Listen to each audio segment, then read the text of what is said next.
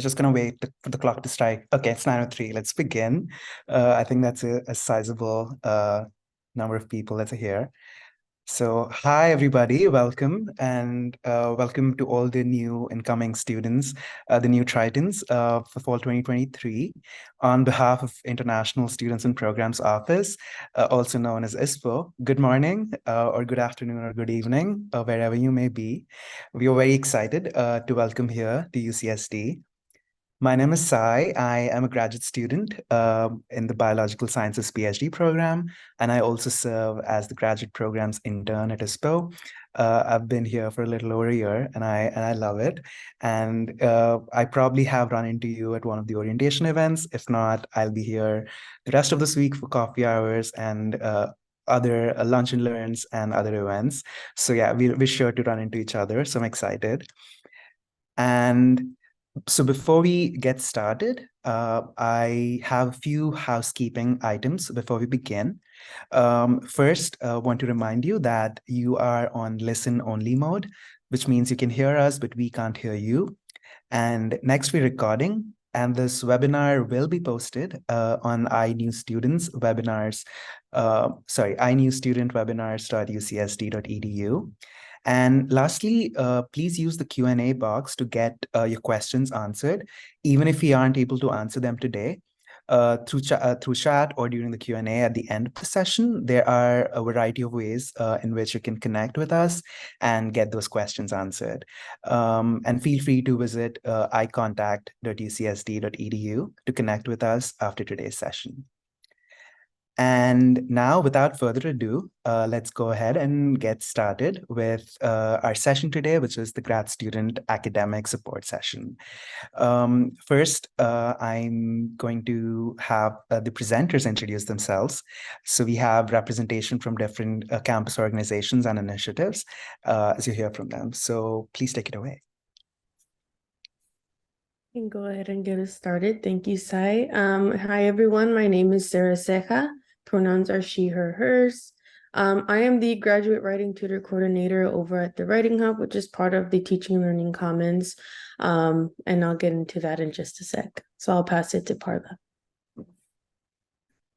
Hi, my name is Parla Bulik, pronouns she, her. I'm a PhD candidate in cognitive science, and I'm also a graduate teaching consultant over at the Engage Teaching Hub at Teaching and Learning Commons, and I am also a fellow international student.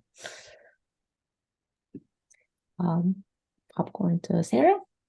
Hi, everyone. I'm Sarah Carvalho. I work in the English language program for international instructors, and it's part of the Engage Teaching Hub in the Teaching and Learning Commons.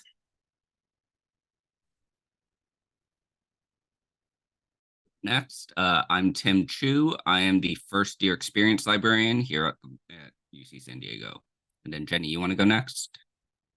Yes, thank you. Hi, I'm Jenny. I work in the Academic Integrity Office here as an education coordinator. Happy to be here. So I guess I'm leading off. So I'm here from the library, and we know that this library is a big place. We host the Teaching and Learning Commons in the first floor of the library. So even if you don't use our resources, you'll probably use our space. But we know that, yeah, the Geisel Library is 8 floors. There's something like 3,000 seats in the library. There are 1 million books in the library. We have thousands of journals we subscribe to, hundreds of databases. So we know that it's intimidating. We know that there's a lot going on, and we want to kind of break this down for you to make it a little bit more understandable. So why don't we go to the next slide? So this is a list of links, and there's a lot going on here. But we're going to kind of break down a little bit in terms of what you absolutely need to know. First off is the library website, right? Library.ucsd.edu. That is, you're probably just going to Google UCSD Library. That's completely fine too. But from there, you want to set up your library account. That is where you can borrow items. That's where you can renew items. Graduate students have a year checkout, I think, with 4 renewals. And I think there's a 200 item limit. So if you have like 200 items for 4 years, that's something we need to talk about because that's a lot. So you should not run out of items there. But the general list here is setting up your library account. From there, you might want to use UC Library Search, which is our library catalog that contains all the books on this campus, along with the 9 other UC campuses. So if we don't have an item or our item is checked out, we can have an item paged in from Berkeley, from UCLA, free of charge. So you would do that using UC Library Search. Not listed there, but under the finding books and articles area is Circuit. So we're not really the fun library that has To All the Boys I Loved Before. We don't have that latest young adult novel. So we need to page that in from the public library. So Circuit is our partnership with the county library, the city library, along with SDSU and USD, where we can easily have those items paged into campus. So just be aware of that. And then we want to talk about research guides because this library is huge. We know it. So research guides allow us to kind of break apart the library into smaller pieces. If you run into anything that you need assistance with, we have a subject specialist for every area taught in the library. And you can get in contact with it under the Lib Answers. Don't get stuck, ask us for help link there. So that is also very useful. For library resources on campus, you need to use the UCSD protected network. But if you're off campus, you need to set up the VPN, and that is the most important part there. And I could talk about borrowing films and videos in a little bit. But just generic graduate student resources here. We have consultation spaces available in the library. So if you are TAing and you need somewhere to host office hours, we have space in the 2nd floor east wing for you that you need to reserve through us. We have a research and data curation program that'll help you manage data if you need help there. A data and GIS lab also that'll help you find data. If you need help with specialty software like ArcGIS or something like that, they have access there as well. If you're into the research cycle and you need help publishing items, we have worked out various agreements with various publishers to have those article publication charges lowered. So you might want to reach out to our scholarly communication support. They can also talk to you about open access help, all that type of stuff. And the last one for UTAs is library instruction. We do a variety of library instruction. We know that the undergraduates are in a good spot, but they might need help finding a specific resource or help navigating a specific resource. So we will offer instruction in person over Zoom. Feel free to ask a librarian to come into a class. So the one question that I received here was about videos, borrowing videos and borrowing videos and films. We have a Canopy available, which is a streaming video service. The public library also has that. So if you want to use that's fine as well. But we also have films available for checkout. I don't know what the checkout period is for that. You would search UC Library Search for the video itself. And then the other question that I received is a journal, subscribing to a journal or magazine. There are request options on the library website. I can pull up that link and put it in the chat in a little bit. But there are definitely options for you to request the library purchase a book or subscribe to a journal. All right, so that's it for me. And let's head over to Teaching and Learning Commons.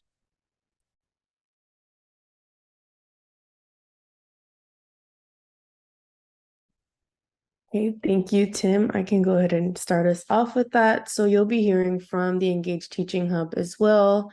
I'll be representing the Writing Hub just to talk a little bit more about the services that we provide. We're really a dedicated resource for graduate students. We have some fantastic graduate writing tutors who are the ones who offer one-on-one writing consultations to students across disciplines, across types of writing. So whatever kind of writing you'll be doing in grad school, you can definitely bring it to the hub. Other things that we offer to students, aside from these consultations with the peer consultants whom we train, we also have the daily virtual writing room. This fall, it'll be Tuesday through Friday with the option to be in person on Wednesday. So if you're more of someone who kind of needs to be in person, needs to be in that community, in a physical space, we'll actually be doing that on Wednesdays in special collections at the library. So be on the lookout for that. I can also send a link to our events page. You can scan this QR code here. It'll tell you more about the events that we have coming up. Other things that we'll be offering are graduate writing retreats. So these tend to be a little bit longer, around 3 to 4 hour sections where you have that built-in time to connect with other folks who are also working on writing projects. You'll bring your own to work on, and this time is really structured by your graduate writing consultant. So they'll help you do some goal setting in the beginning before the retreat begins. They'll check in and kind of leave the day, with that sense of accountability of being a part of this group and having this structured time to really work on things when you need to get them done. So you could bring dissertation chapters, you could bring any project that you really need to work on and that you need this set time to do. You're able to do that. We also provide writing workshops. Our grads are super mindful of what is coming up for graduate students in any given quarter. And so in the fall, you might see something on how to write, for example, a literature review or a teaching statement. And these are all things that tend to come up towards the fall. And because our consultants are also grad students themselves, they have not only the training behind how to help you kind of navigate this different process, that sometimes you're asked to do, but not necessarily explained how, but they also have the experience of having done that themselves. So these are a couple of things that we offer. Really, all of these at the end of the day have the goal of helping writers, building support, cultivating agency, and fostering practices that will help you manage, especially these long-term projects, and the different kinds of writing that you will see as a graduate student. It's very different from the undergraduate side of things.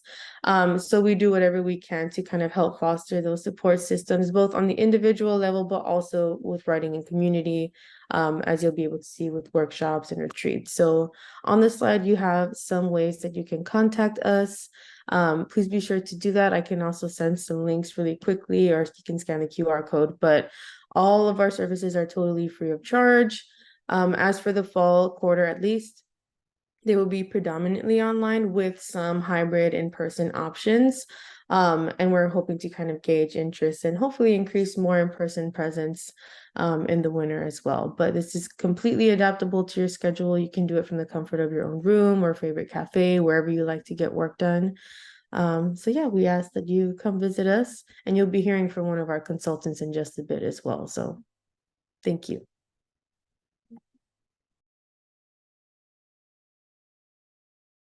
Thank you, Sarah. And I'm representing the Engage Teaching Hub.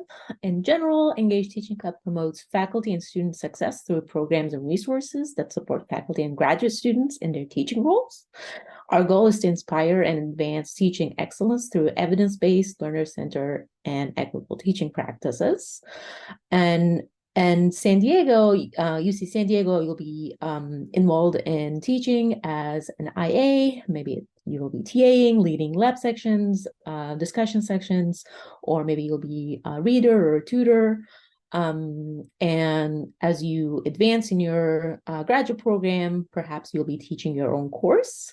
We have resources and offerings available to you throughout your journey and at UCSD in your teaching. To start off, we have an annual IA teaching symposium. The QR code on the left is a registration link for that, and it's going to happen next Wednesday, September 27th from 9 a.m. to 2:30 p.m. So I invite you all to join us there. And we also have, if you can't make it there, or as additional resources, we have an IA welcome packet. This is really relevant information if you are going to be TAing right out the gate, as well you will be. And then we also offer, just like the Writing Hub, we offer one-on-one consultations, as well as classroom observations where we come in and observe your class to give you formative feedback. And consultations are quick 30-minute conversations with graduate teaching consultants like myself on any topic related to teaching. Maybe you're interested in trying out a new teaching activity, or you're not sure how to write out assessments, or you want some tips on how to grade more efficiently, etc. So we are available to you free of charge, of course, at the Engage Teaching Hub. We also offer quarter-long pedagogy courses, introduction to college teaching, and starting this winter, advanced college teaching. These are more geared towards those of us who are really interested in teaching as a career, and there's more information on those going out in our newsletters and on our website. And I will turn it over to Sarah for English language program, and I'll walk through the rest of the slide. So I'll just give a brief overview of the English language program for international instructors, also known as ELPII. So we support non-native English speaking graduate students who have been proposed to work as TAs or IAs. We have classes and individual appointments, and you can email us at Engage Teaching with any questions or concerns. Thank you, Sarah. So our goal again, and can I go to the slide, previous slide, please?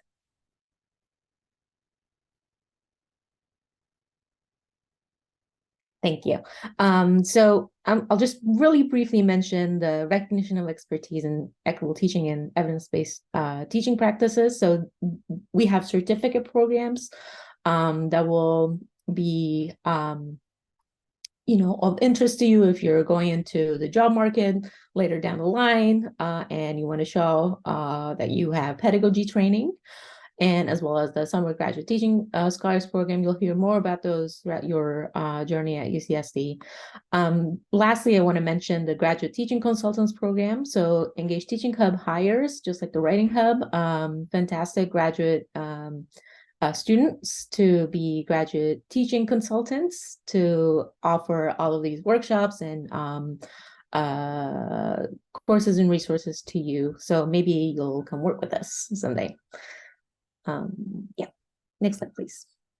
And some ways that you can connect with us is through our website, and also please sign up for our newsletter, weekly newsletter, where you will learn all about what's coming up for the next week, all the different workshops, and as well as information for registration or hiring, etc.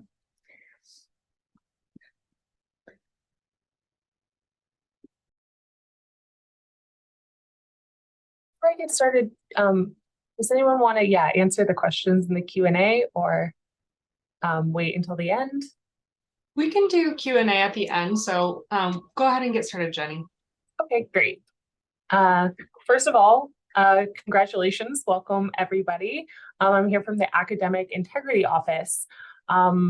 So why does our office exist? Why do we have an Academic Integrity Office on campus? If you could go to the next slide, please. Our mission is to promote and support a culture of integrity in order to reinforce quality teaching and learning at UC San Diego. Sorry, I think I was looking at a different slide set. Can I see the next slide, please? Perfect. Academic integrity at its core helps protect the value of your degree. So when you apply for internships, jobs, more graduate school, maybe down the line, doors may open based on the academic reputation of UCSD and the strength of our academic reputation. Essentially, do other people trust that our degrees are an accurate reflection of the knowledge and the skills that are gained here? So we want to keep the value of that degree, and the way we do that is through promoting academic integrity. Next slide, please. So how do we define academic integrity here at UC San Diego? We use this definition from the International Center for Academic Integrity, which is the courage to be honest, respectful, responsible, fair, and trustworthy, even when it is difficult to do so. So you might notice this definition isn't school specific. It doesn't have language like cheating or plagiarism. I will go over some more concrete examples of academic integrity violations in a moment, but the main thing to remember is that this definition is applicable beyond your academic life. These are values that are probably important to you in your personal lives. They're going to be important to you in your professional lives. Academic integrity is not just about your actions in class. This is a definition that you can really use in all aspects of your life. So a good rule of thumb, if you're ever unsure whether or not something is an academic integrity violation, is to think, does it uphold these 6 core values? And if you are acting in a way that you think is upholding these 6 core values, you are probably acting with integrity. Another test is to consider the stakeholders. Think of all the other people who have a stake in your action, a stake in your success. Think about people who might be impacted by a choice that you're about to make. So that's what this little circle icon is for, is thinking about the ripple effect from one action that you make may impact your classmates, it may impact your instructor, it may impact the academic reputation of UCSD at large. Can I go to the next slide, please? Perfect. So as I said, I'll talk a little bit about some more concrete examples of academic integrity violations. So the first is completing an academic assignment with other people without permission. This is also known as unauthorized collaboration. This is a big one because it can be a little tricky because each of your instructors might have different rules or expectations for collaboration. One of the great things about education, higher education, is you get to collaborate with others and discuss ideas. But at the same time, you want to be cognizant of making sure that you're prioritizing your learning and acting within the bounds of what your professor or instructor has set out as expectations for your own original work. As I said, your instructors may have different rules or expectations. So just because something is allowed in one class doesn't mean it will be allowed in all your classes. Just because something's allowed for one assignment doesn't mean it will be allowed for all assignments. So it's your responsibility to be aware of the rules for each course and each project that you're undertaking. We also have using sources without citations, so plagiarism or paraphrasing without accurately citing the sources that your paraphrasing is coming from. Copying another student's assignment in part or in total. This is intentionally or unintentionally, it can still be an academic integrity violation. So we really do not recommend sharing work when you're not authorized to do so by your instructor, even if it's just to get inspiration or like see an example. It's really easy to fall into copying more than you intend, or someone else copying more of your work than they intend. So please be aware of that. Copying any answers or projects from the internet or from anywhere else, paying or asking anyone to do an assignment for you. And finally, using any tools you've not been told that you can use. This is like unauthorized collaboration. Your instructors might have different rules for what outside tools they deem as acceptable. So if you've not been told explicitly that you can use something, you should assume that you cannot. And if you're ever unclear, please ask for that clarification, because something that you might think is an innocuous thing, like, oh, I'll just use this translation. I've already done my draft, or I did the bulk of the work, but now I'm just going to use ChatGPT to clean it up. That can result in an academic integrity violation. Next slide, please. Perfect. So when I was reading those examples of violations, you might have thought, well, that's not something that I would ever do. That's not something that I think is applicable to me. But what's important to remember is really anyone can be tempted to cheat. It doesn't mean you're a bad student, doesn't mean you're a bad person. Anyone can be in a situation in which they are tempted to cheat or cut corners in that moment. So we kind of have a list of some challenges, things that can make it difficult in that moment to choose integrity. Stress, high expectations, you see an opportunity, and it's really tempting, feeling a lot of pressure about the end result, that final grade, instead of the learning, the process of understanding the material, lack of belief in yourself or your abilities, feeling like everyone else is cheating, feeling like you've run out of time and you don't have any other options, perceptions about the class or instructor. Maybe you don't think that they're a good teacher, or you're not interested in the class, not fully understanding the rules of the class, or thinking that some of the rules are unfair. And then finally, failure to really think through your actions. And these are challenges that anyone can face, especially in graduate school. There can be a lot of pressure. You're tackling big projects. You are really coming into your own as an academic scholar, and there can be moments that are really difficult.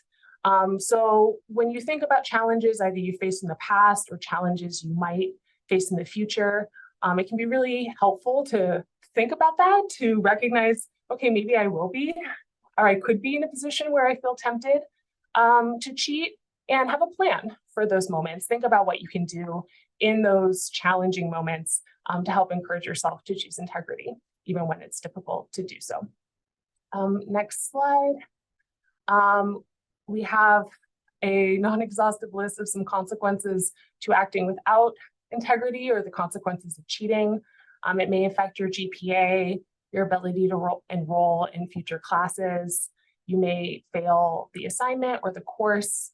If you're found responsible for an academic integrity violation, the instructor has full discretion over what academic sanction they give. So you could end up failing the course for just one assignment that you were found responsible for an academic integrity violation. You might face probation, suspension, even dismissal. But also, we're here to learn. You might realize that you missed out on some foundational learning blocks that you're going to need later on. And it can have a ripple effect and affect other people. So if you are found responsible for an academic integrity violation, or you know that your instructor is reported, please talk to ISPO. They can kind of help you navigate all of that. And our office will also help you navigate that as well. Next slide, please. But you can choose integrity, you can prepare, you can set yourself up for success. Like I said, it's really helpful to have a plan, kind of think about these moments where, okay, what am I going to do if I feel like I'm about to miss a deadline? And having a plan can make you feel more confident to choose integrity in those moments. So know the rules and standards, clarify with your professors as necessary, understand what is an AI violation and what isn't, and ask for clarification if necessary. Seek help, use reliable on-campus resources. We have had some great presentations already today about resources that are there for you to use and utilize. So please reach out to those. We really recommend using on-campus resources because they're there for you, and everyone who is there is invested in your success. They're trained to help you learn with integrity. So please make sure you take advantage of those resources. And if you ever feel imposter syndrome, I know that was a big thing when I was in grad school. Remember that you earned your place here. You belong here. We're really lucky to have you here at the university. And try not to lose sight of why you're here to advance your education. It's not always about the grade. It's about your learning and your education. Next slide, please. Great, as I said, use reliable on-campus resources. Your instructor is always one of the best people to talk to for clarification. Our office is also available if you have questions. I've been talking mostly about your role as a graduate student taking the classes, but we're also a resource for you if you're an instructor as well. If you have questions about how to promote integrity in your classes, how to report potential violations. We can also talk to you about how to write assessments and learning objectives, especially now in the age of generative artificial intelligence. You might have questions about how to address those in your classes, and we are here as an office to help you with that as well. Do we have any more slides? This was just a little thing about who our office is, but I think I'm mostly at my time, so that's all. Please reach out if you have any questions. Thank you so much to all our presenters.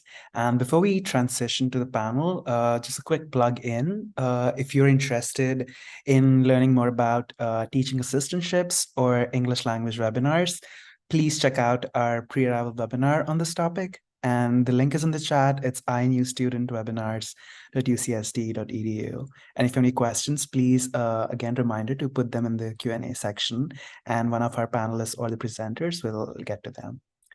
And with that, let's transition to the panel. Just want to say, so this panel consists of both grad students and staff, and we recognize that your academic journey at UCSD can highly depend on which program you're in, which department, master's, PhD, etc. So we've intentionally kept this panel broad, and hope this is useful to you. Of course, remember that your experience would be different depending on which specific specialization you're in. So with that, if you could go to the next slide, and if the panelists could please introduce themselves. Shall I start? Yeah, I'm Yasemin Taşkınal. I'm a PhD candidate in sociology, and I'm also a graduate writing consultant at the Writing Hub, and my pronouns are she, her. Hello, good morning, everyone. My name is Stanley Baczynski. I am a rising third-year chemistry PhD student, and hopefully you can help answer any questions you guys have. Hello, everyone. Congratulations on your admits. I am a computer science master student. I'm in my second year, and I'm planning to have a depth area of systems and artificial intelligence. Hi, everyone. Welcome to UCSD. My name is Sam Llanos, and I'm the Student Affairs Manager in Psychology and Computational Social Science. And then in my prior role, I was also a graduate coordinator for here in Psychology. It's great to meet you all. Hello, and welcome to UC San Diego. My name is Melody Baziar Catalano. I am the manager of Graduate Student and Instructional Services in the School of Biological Sciences.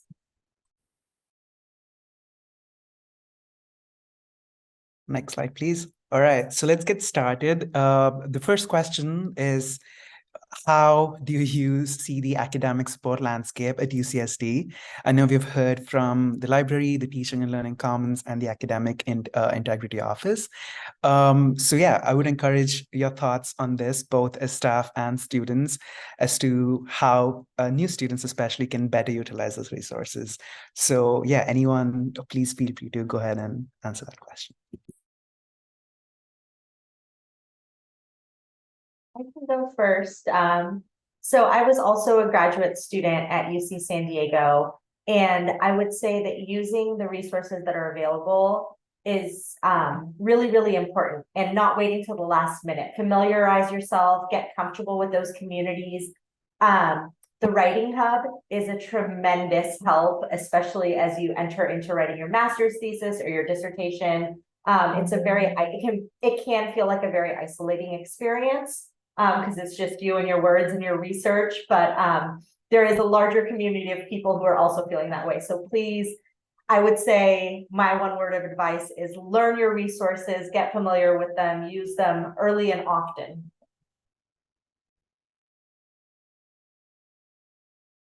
I was going to say exactly the same thing. I'm gonna jump here because I was gonna say, like, don't wait until a problem occurs. Don't wait until like you're freezing when you're trying to write, or maybe you'll never run into problems, but you'll learn new skills.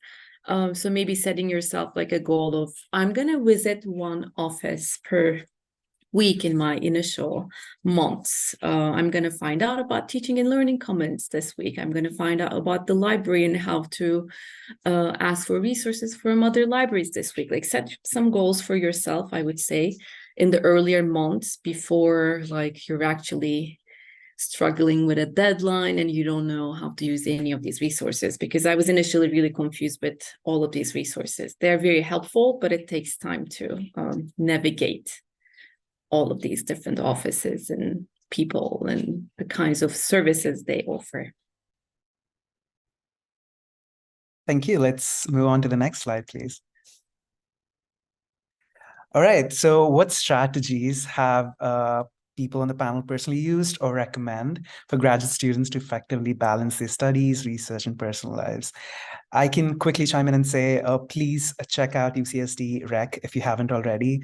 They have a lot of free classes going on. Like, I personally attended their swim class, really fun and everything. Great place to de-stress, and you probably like find anything you like and what matches your interests. So yeah, with that, open to the panelists. Please chime in. Yeah, I can. Oh, go ahead. Go ahead. Yeah, I can start with that. So what I personally found the most effective was sticking to a schedule and identifying what time you are the most productive. Because now as an international student, you need to do a lot of stuff. Like, other than studies, also you need to focus on cooking and take care of yourself and then have fun. So identifying the most productive time and utilizing that to do whatever is the most important to you will help you a lot. And obviously have fun and make new friends, because that's what will keep you motivated and will prevent the burnout stage. Yeah. Yeah, I think the biggest advice I have for that is just making sure that you are constantly reflecting on like what you want to prioritize. I think in grad school we have a lot of pressure to be let's be honest, we all got here because we were some of the best students or academics in our previous institutions. And I think for me, at least, when I came to UCSD, I was surrounded by people that I just like blew my mind how they thought, how they solve problems, and it takes a lot of work to get to that point where you're at the top. And so sometimes you need to reflect on what are your actual priorities. Like, do you want to continue working to get to the best that is of those around you, or do you want to focus more on things like a family, or do you want to focus things like friendship or personal goals, like athleticism, or all sorts of kinds of personal achievement. And I think it's really important to make sure you give yourself time to just reflect on what things are important to you, because it could lead to burnout if you try to focus so much on lab work and then you start realizing that, like, yeah, I want to be here, like this is important to me, but there are also other things that are important to me that I never make time for because I feel so much pressure to do so well in lab. So of course, remember why you're here, and also reflect on, that decision to keep you here, because I think the more years you are here, the more you think about that. And at one point or another, I don't know if any other panelists can disagree, but we've all thought at some point that, like, wow, this is too much. Try to really focus on what keeps you here, and also focus on, like, what are other things that help keep you here, because I can guarantee you at one time or another, grad school itself is not what's keeping us here. It's something else that helps keep us motivated. I just want to add to that all of the great things. Also, imposter syndrome is real. A lot of people go through it, especially in grad school. But I want to add to lean on your community. You have a cohort of students very likely who are feeling very similar things to you. And then communication. often, like when I see issues happening, it's because there wasn't any communication between the grad student and their advisor or the program. Like talk about your priorities, and your advisor is there to support you, and you can work on it together. But definitely communicate with your community, and yeah, rec classes, CAPS. Think about your emotional health as well. But all great things have been mentioned. That's a great point. Personally endorse CAPS. Sorry to cut the panelist off, but yes, please go ahead. I was going to repeat some of the things you said and maybe act like I work at Rec instead of the Writing Hub, because like there's so many cool classes. You need to force yourself to balance yourself, because your routine is not going to happen without fun. It's a marathon, and to run this marathon, you need to force yourself to take breaks and to have fun, because you're going to feel like I'm not able to manage it all. This is too much work and I should just keep going, and you can't. You're going to break apart. It's not possible for any of us. So take a look at those classes. The free ones just fill up so quickly, so you need to be really present during the registration, like minutes, because like archery, surfing, like equipment is free too. So take a look at those classes. Take a look at everything CAPS provides. They have really cool workshops, and then also if you I have 2 kids, so I was going to say, if you have kids, make sure you find out about like what kinds of resources there are for people with dependents, because there's a group for us and we have activities, so you can also connect with other grad students with kids. Maybe your way of balancing your life is going to look different from people who don't have dependents. And then grad housing. If you live in grad housing, there are many cool events. Sign up for them. That's another way to balance your, I think, daily life. Yeah, don't forget to have fun, because your research and your dissertation is not going to finish without fun and breaks. Thank you. Let's move on to the next slide, please. All right, so can the panelists please share any personal examples, anecdotes about the specific challenges that you've probably faced or seen other international students face, and what suggestions do you have to navigate them? From a staff perspective, I know for all students, not just international students, UC San Diego is like a city. It has tons of offices. Every office does very specific things. So oftentimes you might feel like, well, why can't this person answer my question? Or why are they sending me somewhere else? And I just want to plug our ISPO staff right now. One for Sai putting this on, but also they're going to be your source of contact for visa issues, questions about traveling. You know, your academic programs, your PIs, your thesis advisors might not be familiar with that stuff, and it's because it's not their job to be experts in that. But ISPO is stacked full of experts. And so making the time to advise them and not taking it personally if someone says that, you know, like, I'm not the right person to help you with this.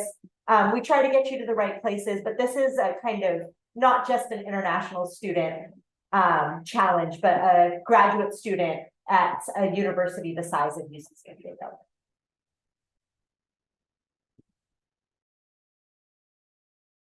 I can just add on that.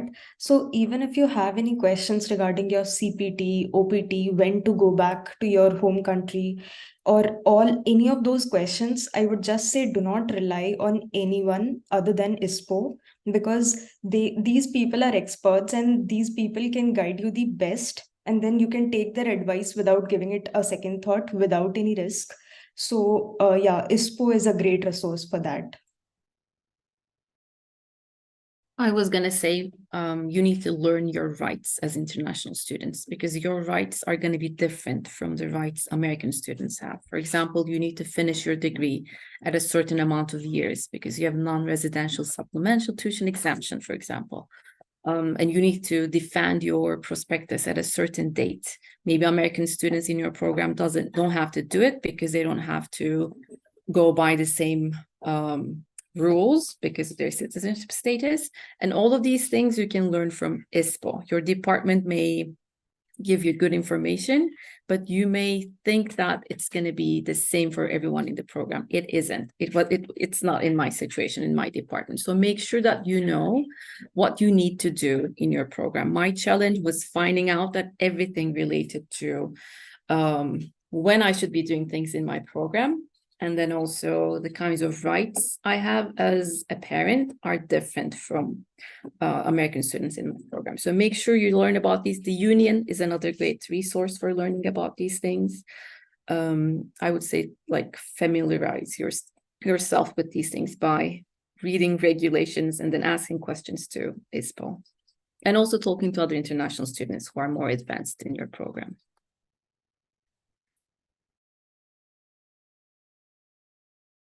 Next slide, please. Okay, does anyone want to speak to this? I know we've covered a few of these, but any resources that you found particularly useful, and if you've had any specific challenges as a student to acclimating to the American education system. Start this one off with a less traditional one, but as Melody kind of mentioned, UCSD is huge. Like it takes 20 minutes to walk from one corner to another. There's tons of departments. One of my favorite resources is actually Google. I will search what I'm looking for at UCSD, look at all the UCSD web pages, and then obviously vet them because sometimes it's older information and whatnot.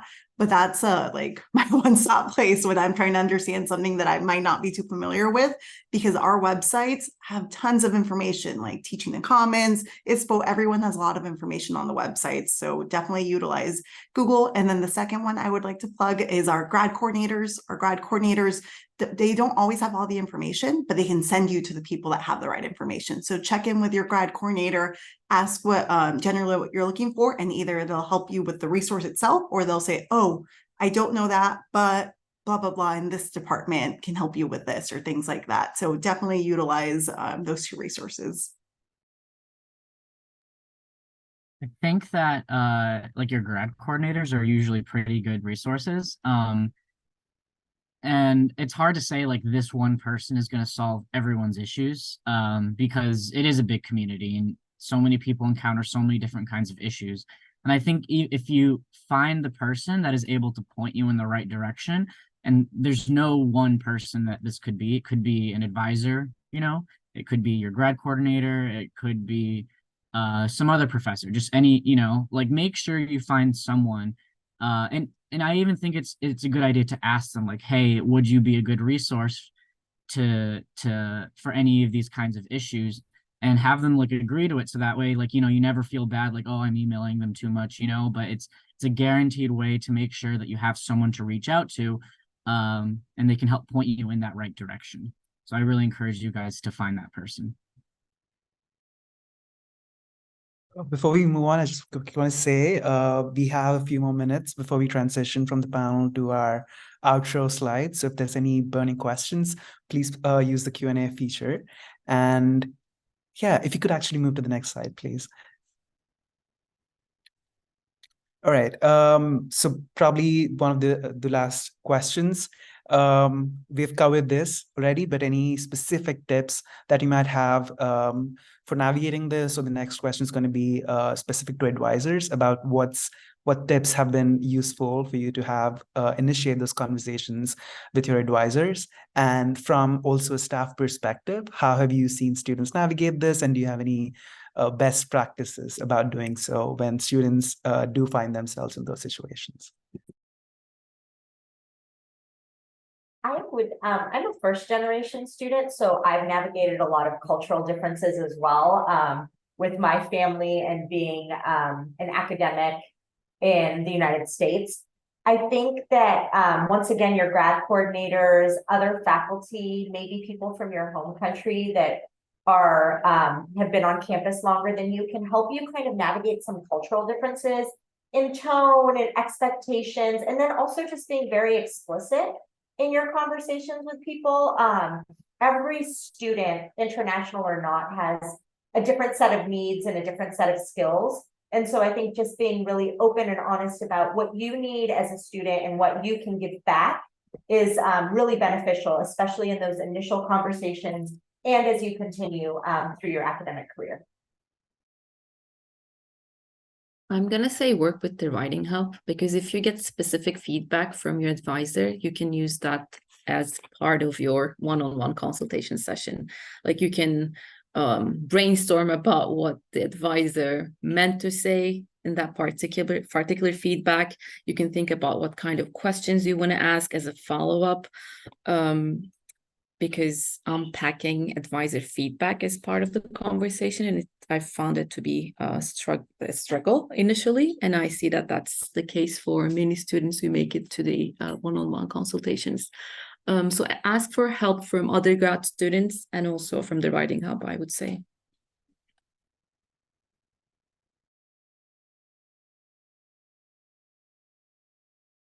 I can just add one more thing. So, like all of you have gotten an opportunity to come here and interact with expert minds. So I would say talk to people, know their way of thinking, and see how can that help you improve yourself. So not just that, you can even go to TA office hours, talk to the professor, like try to learn and educate yourself as much as you can, because it's a great community, and the more you talk to people, the more you'll know and broaden your knowledge and perspective. So never ever fear to ask for help, because everyone has been in your shoes and they know they are always more than willing to help. You just need to take that courageous step of asking, and then your world can change, because you can get extremely nice and helpful advice. So yeah, take that step. Any last concluding thoughts from the panel? I think the last question and the previous question and this last question are kind of related, because we are international students who worked in and lived in different cultures throughout our lives. So it's some of the conversations we have with our advisors are also related to cultural issues, and that you can I think overcome only by trying to communicate more. So try to communicate regularly, ask follow-up questions, don't guess like what people are trying to say.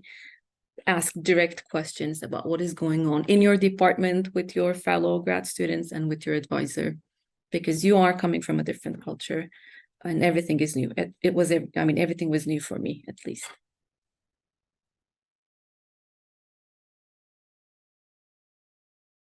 All right, let's move on. And yeah, if you have any questions, use the Q&A feature. If not, please feel free to contact us. And in the end, I'm just going to highlight a few ISPO resources. The first one is meetups. Meetups are a great way for you to meet other international students at UCSD.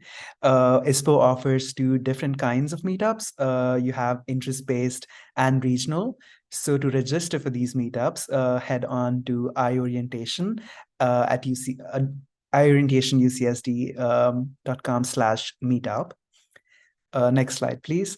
And if you want to know, okay.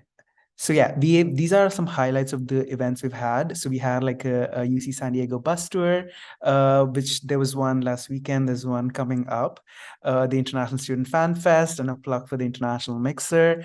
I saw a lot of you folks at the International Grad Student Mixer last evening, and there's more events coming through during the orientation. So please make sure you're caught up with what's happening, and please attend these events. Next slide, please. So coffee hours. So we have coffee hours every day this week. I know some of you were there yesterday. We have one starting right after this session, actually, and we do have coffee hours the rest of the academic year as well. Great place to find like-minded people from your hobbies or like from your program. Anything you're looking for, likely you'll find them at one of these events. Next slide, please. Yeah, so I mentioned the International Grad Pals Mixer last night. Thanks so much for everyone who came. Everyone who came, it was a great experience. And we also have the International Peer Coach program open house on the 20th. and we have the Gap Mixer coming on the 27th. So please log in to ievents.ucsd.edu. One of the best pieces of advice I got initially was to like bookmark ievents.ucsd.edu. Great place because you can just put in the date and you know what's happening that specific day of the week or the month. And that should be a go-to for the rest of the academic year as well. So great resource, please bookmark it. Next slide, please. Like I mentioned, iEvents calendar, please bookmark this. Very important. At any time, you would know what's happening on campus. Great place to check that out. Next slide, please. And finally, the exciting giveaway. We are raffling off some Amazon gift cards and ISPO swag as part of our Instagram giveaway. So to enter, you need to follow us on Instagram first and like the post. And finally, take a picture at iOrientation and either share it as an Instagram post or an Instagram story. And just make sure to tag ISPO@UCSD so that we can reshare all the fun you're having. And it can be a picture from attending one of our workshops, social events, or even one of our AR filters. So best of luck. And next slide, please. So with that, please take a moment to scan this QR code on the screen. It'll take you to the survey for this session. And we would love to hear feedback so we can continually improve these sessions and better serve you. And while you're filling that out, a few final reminders. Please continue to register for other orientation sessions by visiting iorientation.ucsd.com. And lastly, you can always contact ISPO at icontact.ucsd.edu and follow us on social media. Next slide, please. Thank you so much for attending today's session. A big thank you to all our presenters and panelists for taking the time and help sharing the resources. We really appreciate it. And thanks for all the attendees for having joined us from inside the US, from all the other sides of the world. On behalf of International Students and Programs Office here in San Diego, enjoy the rest of your afternoon, evening, morning, depending on where you are, and have a great fall quarter. And we'll see you at the next ISPO session. Thank you so much.